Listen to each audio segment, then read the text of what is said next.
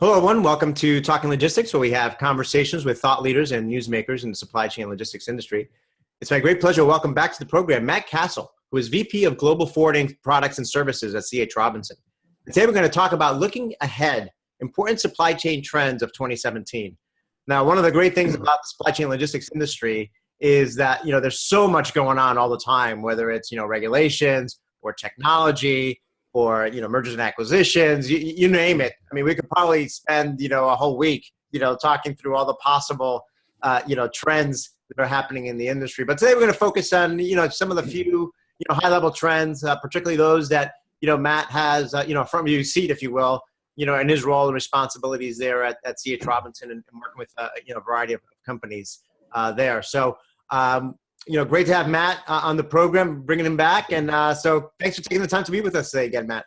Yeah, absolutely. Thanks, Adrian, for having me back. It's good to be here. Great. So, 2017's, has already started, right? We're already kind of mid-January, hard to believe, the time just keeps ticking by. So let's start with, a trend that's been going on, for quite some time, but, kind of continues and morph into different directions. And that's, globalization, right? When you look at recent developments, whether it's, Brexit, that happened last year, or you look at kind of the trade views of President-elect Trump, who's going to be, president starting tomorrow. Do companies need to approach globalization differently, moving forward, and kind of are the rules for success, the same or different than in the past? Yeah, no, Adrian, great question. I mean, it's obviously a hot topic on a lot of fronts with a new administration coming in, and obviously what we saw happen with the Brexit,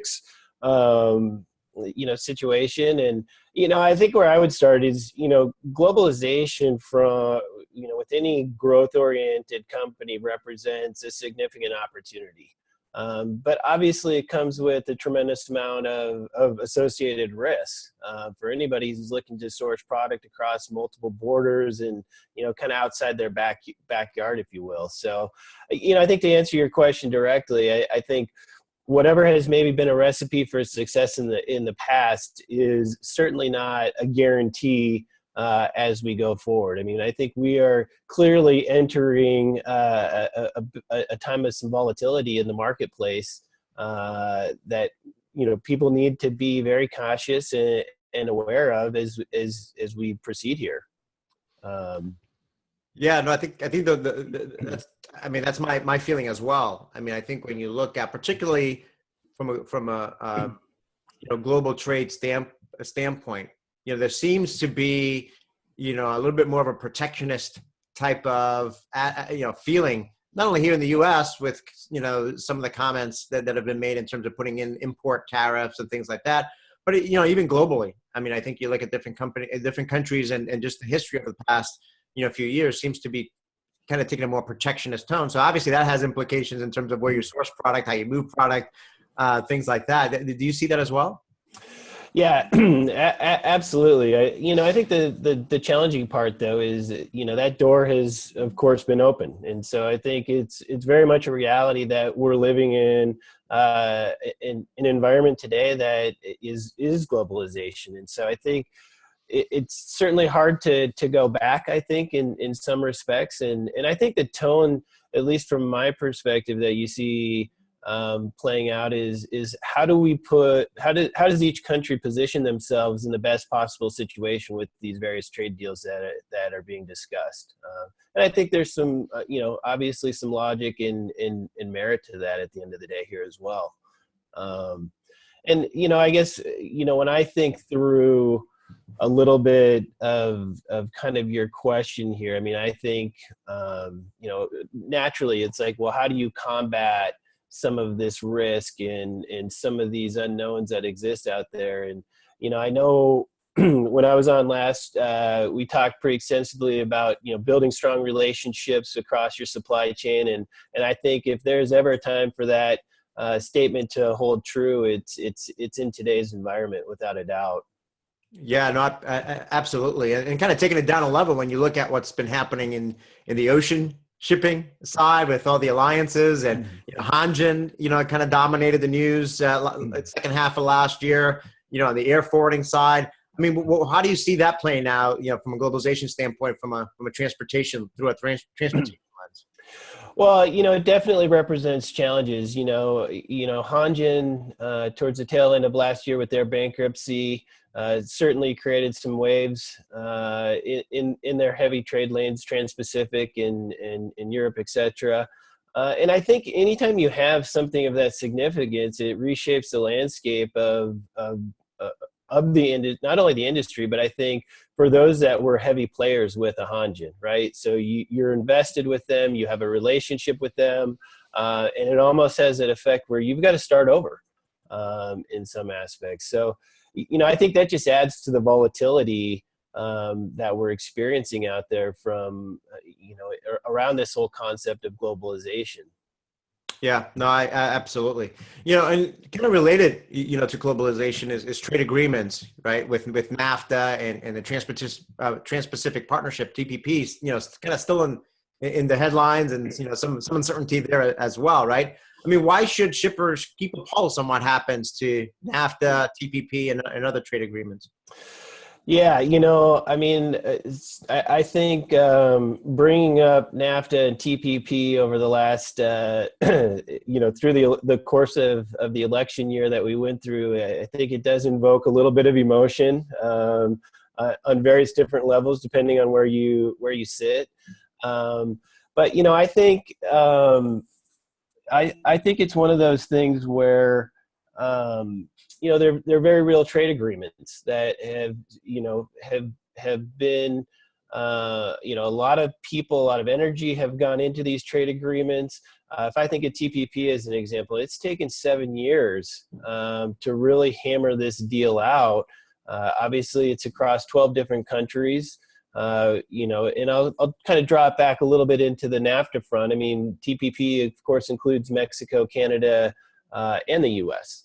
As part of the deal, and I think what TPP is attempting to do in many respects is learn from some of the challenges that we've experienced with NAFTA. And I think one of those examples I would pull out is the poultry industry, as part of NAFTA, did not have access into Canada, whereas now a part of TPP, that's opening those borders for those type of vendors. So I do think it is intended to maybe evolve some of what existed as part of the NAFTA agreement. And I think to learn from some of those lessons. I think the other parts of TPP that sit out there is really trying to address some of the productivity and the efficiency and bring, I think, a higher level of standard to the customs process. So, TPP has an entire chapter dedicated to customs administration and trade facilitation, including goals of, working through a custom clearance within a 48-hour time frame. So I think there's a lot of good things that clearly sit underneath these deals. But, to my earlier comment, they're big, they're complex, they cover a lot of different areas in the trade. And again, I think if I play through the election year and again to the earlier commentary we had, I think everybody is trying to vie from a country perspective to put themselves in the best possible situation that's going to benefit whether it's the US, Mexico, or Canada from that perspective. Right. I mean, to me, it kind of boils down to, one of the things that I wrote about in my predictions for 2017. I think everything that's happening, particularly on the globalization front, whether you're talking about there's trade agreements, whether you're talking about whether there's going to be import tariffs, what action are we going to take with regards to, penalizing companies that, move their operations overseas, so on and so forth. I think it underscores the reality and the need for companies to really take supply chain design to another level, right? To really, that we've talked about in the past, is that take it from being kind of a once a year type of engagement to really making it a continuous business process where companies really have to run through all these potential scenarios and model and simulate them so that if and when one of these scenarios actually becomes reality, they've already done the homework up front. They already have some sense of what their impact would be to the supply chain and what actions they should and should not take, in response. Do you see that as well as companies kind of, this becoming much more important, supply chain design, modeling, simulation, all these what if scenarios? Oh, I think that's, every bit where the industry has led. And I think, a lot of how we position ourselves as a logistics consultant in many respects. I kind of bring this back into the NAFTA context. As an organization, we're a sizable broker here in the U.S. When we look at profiling a lot of our entries, 45% of the entries we do as an organization are somehow affiliated with NAFTA. We look at our cross-border activity, and 90% of that activity has some affiliation with a NAFTA agreement. So, right, you start to change that landscape in any way, shape, or form, it's going to have an impact. And so I think, to your point, understanding or having a contingency plan, or asking those questions about what if are absolutely critical. I think as you think ahead and how to best position yourself organizationally in that light. Right. Well, I guess we'll find out soon enough, in the weeks and months ahead, in terms of what, how some of the talk, particularly over the past few months, actually translates into what actions in the year ahead. So let's shift gears a little bit and talk about another, trend, again, that's not necessarily new, but it certainly continues to gain, strength and importance, and that is e-commerce, right? And we saw that yet again over this holiday, season, the record growth, the ripple effect that it's had on logistics and on the retail industry and so forth. What are the biggest impacts from your perspective that e-commerce is having on supply chains, and how should shippers respond moving forward? Yeah, I think e-commerce is what, clearly it's taken the headlines from a logistics perspective the last year. I think depending on really what aspect of e-commerce you're talking through, I'm sure there's a variety of different challenges, or I think how it evolves from a supply chain. I think parts that I've had some exposure to,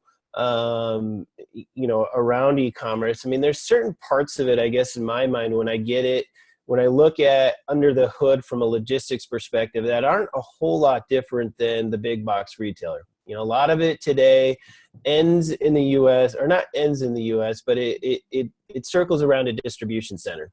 And I think the change is, as opposed to me doing distribution from that distribution center into a storefront, the challenge is really that last mile. How do I get it to the end customer in terms of how they're acquiring? I think, the challenge in many respects, if I kind of look at it from a shipper's lens, is I just think the pace of information, right? I think that feedback loop has gotten very quick, whether it's consumer demand, right? So I'm in a virtual marketplace.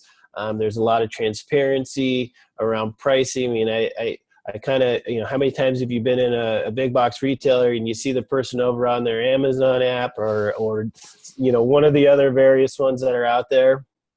And so I think that feedback loop that shippers and suppliers get today has gotten very quick, and something that, it requires a different sense of, I think being able to flexible, having a certain amount of flexibility in your supply chain and being able to shift, whether that's modally or, again, in some instances, trying to satisfy, kind of that instant gratification, right? I mean, people want to still have the luxury of shopping in their living room, but have that product show up within 24 to 48 hours. And so I think, some of it comes back to, how do you balance your inventory levels in those distribution centers in a way that allows you to support that? So certainly a lot of complexity. I think this is going to be one that will be interesting to see how it continues to unfold. And again, if I'm kind of looking at this back through a shipper's lens a little bit, I think just the importance of technology that starts to play into that equation. And how do you start to really use the data, the analytics, and the information to make better business decisions? Yeah, that's a great point. That at the end there, particularly when you talk about the inventory side of things, because I think what I'm seeing, at a high level is that, so supply chain has always been about, that balancing, inventory costs with transportation costs, with service levels, right? Labor costs, and all of that is really coming to a head with retail, in the retail industry today with e-commerce, right? Because, it used to be those cost factors, you understood them pretty well, but now it's because of us, the consumers, and our expectation for shorter lead times, and you've got competitive pressures like offering free delivery.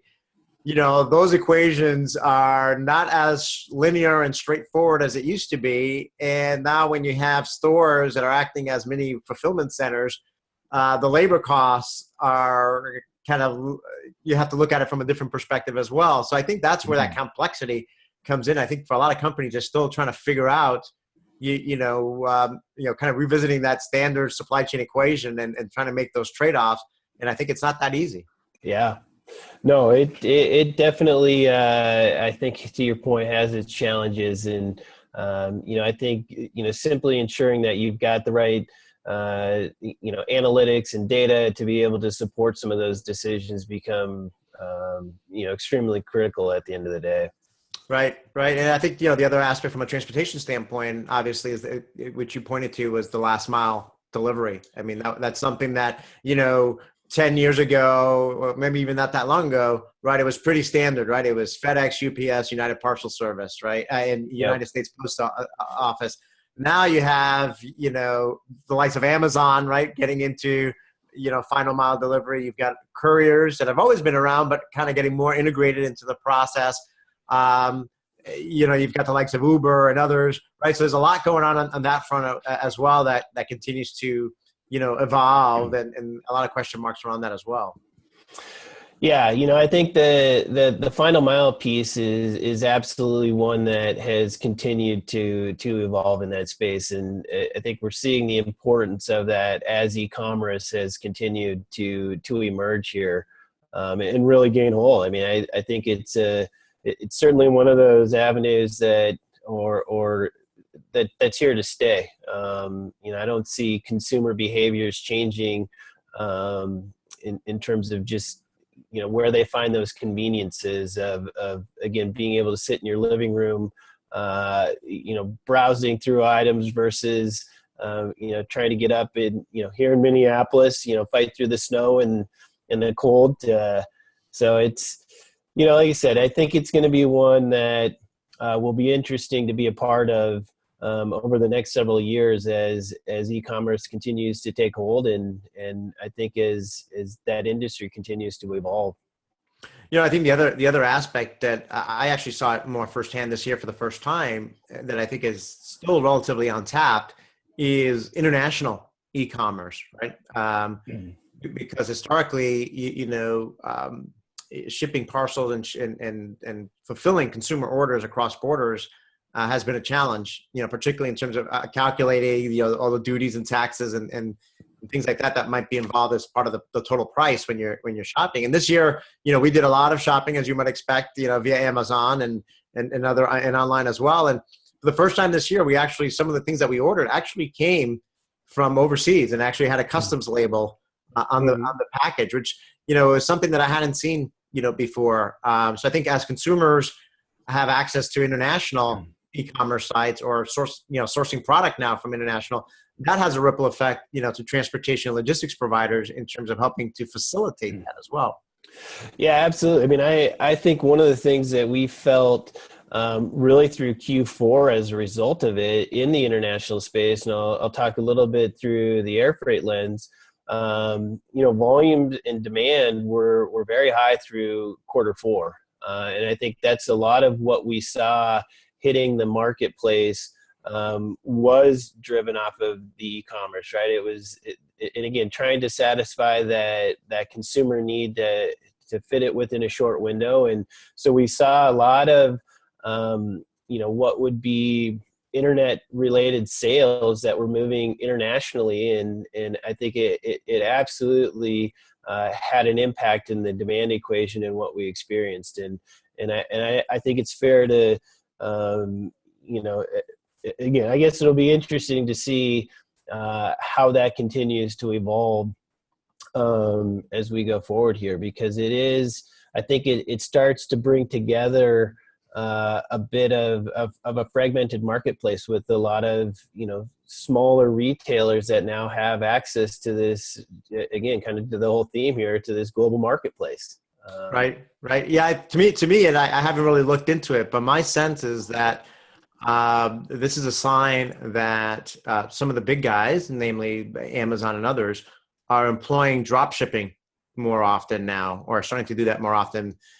So instead of bringing the product in from China or the UK, which are the two examples in my family's case, they're basically transmitting that order to that supplier in China and that, supplier in the UK, and saying ship it directly, to my consumer, right? As opposed to Amazon bringing it into their fulfillment, networks and fulfilling it from there. So I think it'll be interesting to keep an eye on that, moving forward. So let's shift gears again and talk about another trend, that's been kind of highlighted here in the logistics industry. I mean, it seems that for the past couple of years, new merger and acquisition, is announced in the logistics industry. I mean, do you see M&A activity, remaining strong in 2017, and kind of what are the pros and cons for shippers? Yeah, I think there were several mergers and acquisitions that were announced last year that were pretty significant in size and scale, and I think we're going to see those, and those are multi-year integration efforts, and I think we'll start to see the effects of those as we get into 2017. I'll maybe circle around some of the steamship lines where there was a couple merger / acquisitions, and then of course we touched on the Hanjin bankruptcy and the impact that has had and how it's kind of shooken up the market.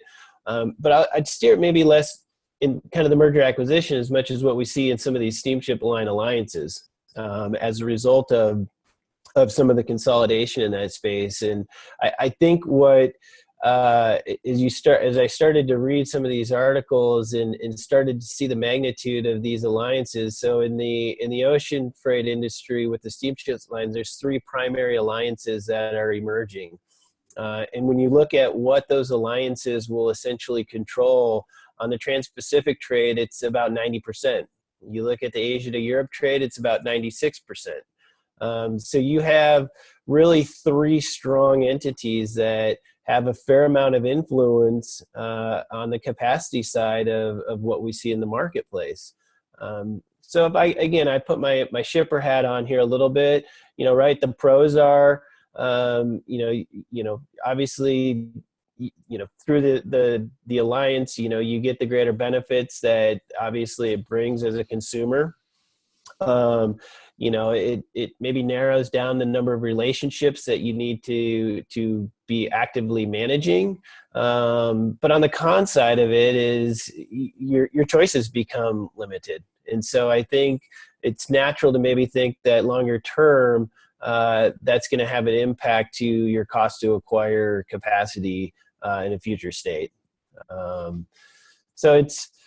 But by all accounts, I think, the volatility in the marketplace and just how rapidly things are changing. I think most organizations, again, trying to,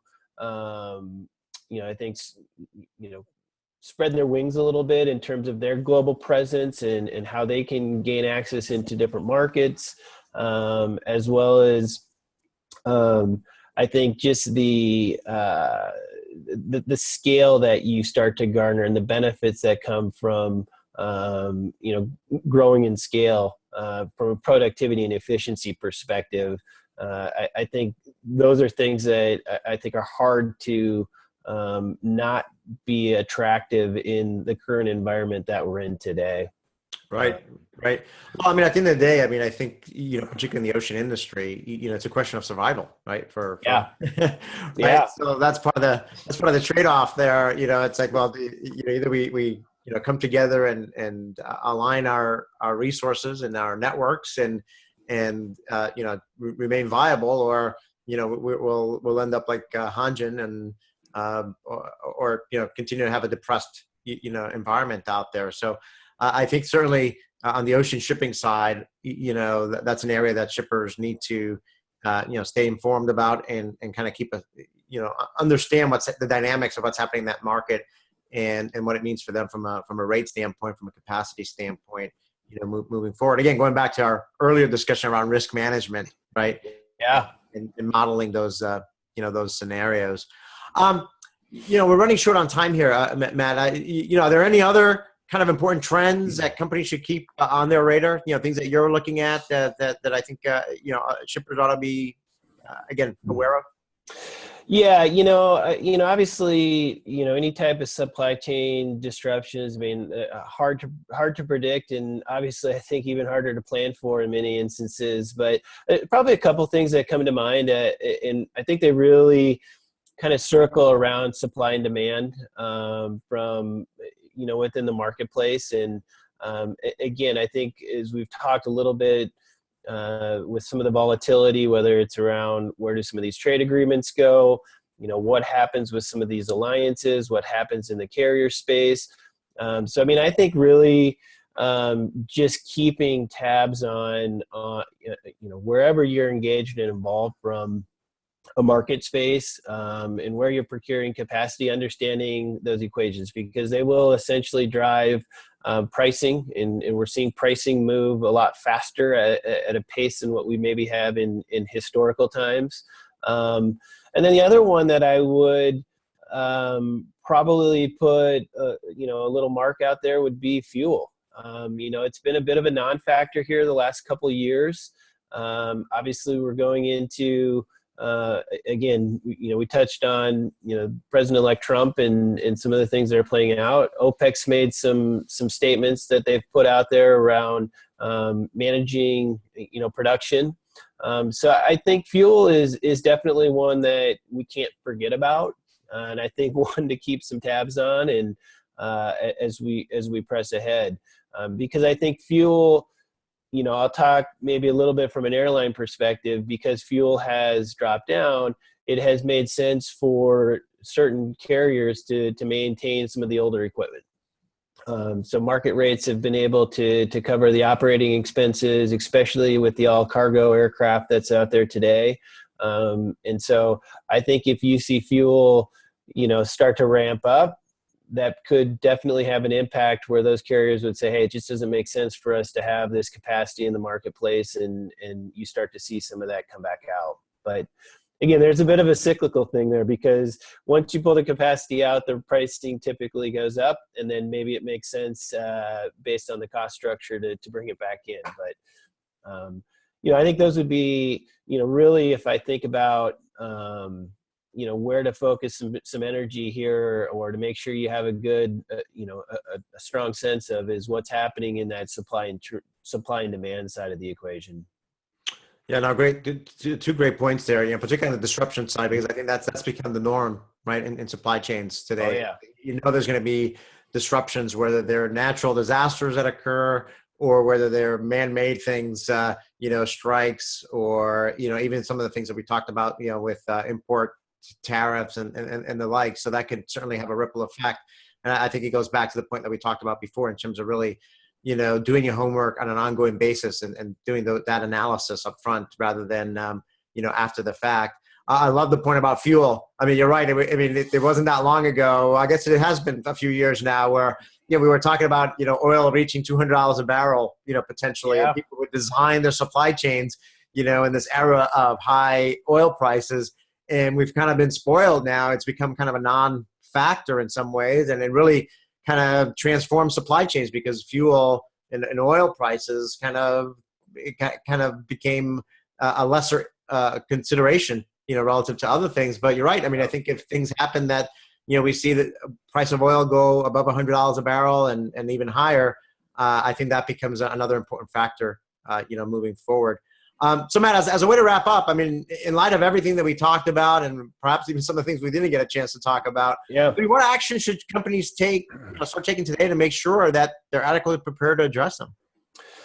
Adrian, I think it does just simply come back to, how you manage your relationships across your supply chain. And, I think by and large, the supply chain community is a very collaborative community, really focused on, designing solutions that are going to fit your level of risk or your appetite for risk, as well as supporting what your needs are. And so I think the critical element is just ensuring that you've got the right relationships, and that they are collaborative, and that I think to your earlier comment that you're working through some contingency planning and asking a lot of those what if questions that are out there. Because it is, I think, for all practical purposes, a lot of us are kind of just holding on and getting ready for the ride here as we really start to hit 2017. I think to me, it's also, we're very exciting times when I think about, where the industry has evolved over the course of the last 20 years that I've been a part of it.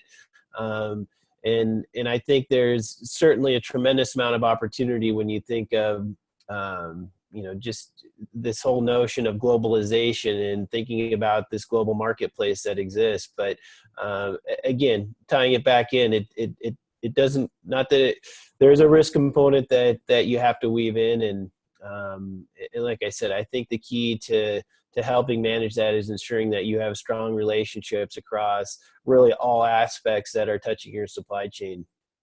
Yeah, I love that point, because I think you're right. At the end of the day, we talk a lot about collaboration, but don't often walk that talk.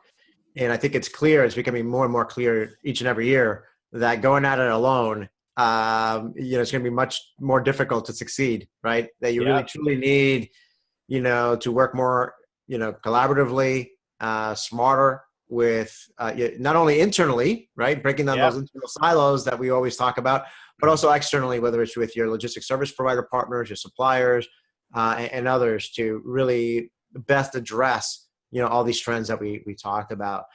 Matt, again, thank you very much for making the time to be with us today.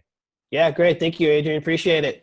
Yeah, maybe we'll touch base at the end of the year and see how some of these trends that we talked about, actually work their way out in reality. So again, thank you. And I want to thank those of you that joined us today.